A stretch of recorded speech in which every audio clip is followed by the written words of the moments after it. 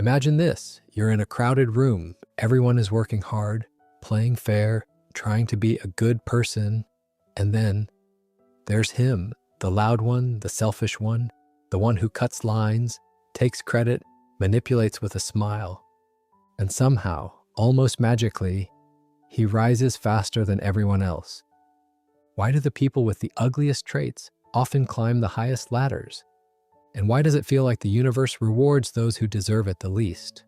The painful truth is this: life is not a morality play. It is not designed to reward kindness, purity, or effort. History is filled with tyrants who ruled empires, frauds who built fortunes, and narcissists who gathered massive followings. Psychology calls it the dark triad advantage. Narcissists charm, Machiavellians strategize, and psychopaths act without fear. In competitive arenas, these traits can look like strength. And if you've ever wondered why your sincerity gets overlooked while someone else's arrogance gets rewarded, you're not imagining it. Here's the paradox. The worst people, the selfish, the manipulative, the ruthless, often rise, while the best, the honest, the kind, the thoughtful, are often ignored. But why? Why does reality seem tilted toward those who care the least? To answer this, we must turn to one of the darkest and most brutally honest philosophers ever born, Arthur Schopenhauer, a man who believed life is driven not by reason, not by morality, but by something primitive, blind, and unstoppable. He called it the will, a force inside every living creature, pushing, hungering, clawing, striving, endlessly. For Schopenhauer, the universe is not built around justice. It is built around desire, appetite, survival, and the relentless push of the will. And suddenly, the paradox we see starts to make sense. Schopenhauer believed every human is powered by an inner engine, the will to live. It doesn't care about virtue or fairness. It cares only about expansion.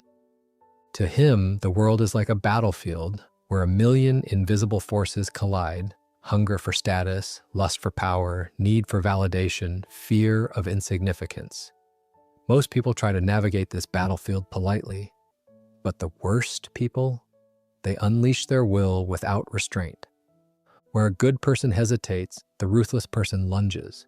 Where a kind person doubts, the manipulator strikes. Where a thoughtful person contemplates, the narcissist seizes the spotlight. Schopenhauer would say, the ruthless rise because they obey the will more aggressively. They are not better. They are simply unrestrained. To make it vivid, imagine two animals in the wild. One waits, observes, feels guilty about taking too much. The other lunges at the food, bares its teeth, and eats until nothing is left. Nature rewards the second, not because it is good, but because it is willful. This is the dark energy behind many high achievers. The CEO who cuts people off mid-sentence. The influencer who fabricates authenticity. The politician who bends any rule to win. These individuals amplify their will so loudly that the world for a moment mistakes it for competence. We grew up believing good things come to good people. The universe is fair. Karma balances everything. But Schopenhauer laughs at these illusions. He says the opposite is true. Most suffering comes from expecting the world to behave morally, when it simply obeys impulse, instinct, and desire. Modern culture adds another layer: politeness, people-pleasing, fear of conflict.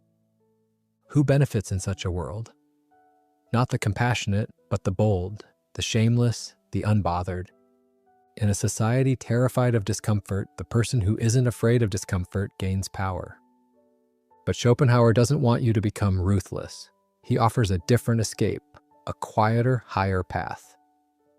He says real superiority comes from mastering the will, not obeying it blindly. The worst people succeed because they follow the will unconsciously. The best people can surpass them by seeing the will clearly and freeing themselves from its manipulations. What does this look like? It is the person who doesn't crave validation, doesn't chase approval, doesn't compete for empty status, doesn't get trapped in ego battles. Schopenhauer's superior human is one who is inwardly free, unmoved by the chaos of desire.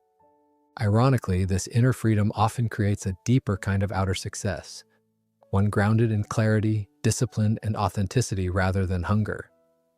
How do you apply this? Stop assuming fairness. Build strategies, not fantasies. Recognize the will inside you. Your impulses are not you. They are ancient forces trying to hijack your mind.